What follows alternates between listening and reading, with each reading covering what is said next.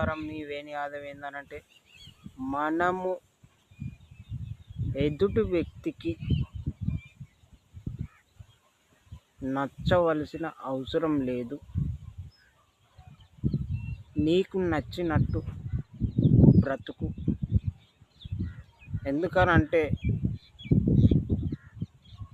ఎవరి వ్యక్తిత్వం వాళ్ళది. ఎదుటి వ్యక్తికి నచ్చకపోయినా మనకు నష్టం అన్నది లేదు. మన వ్యక్తిత్వాన్ని చంపుకొని బ్రతకవలసిన అవసరం అంతకన్నా లేదు. ఇంకొకరికి నచ్చాలి, మరొకరికి నచ్చాలనే రూలు కూడా లేదు. నీ బ్రతుకేందో నువ్వు బతుకు. నీకు నచ్చిన పని చెయ్యి. నీకు నచ్చినట్టు ఉండు. ఇది ముమ్మాటికి నిజం మిత్రమా. ఎవరి మాటలు నమ్మకు. నీకు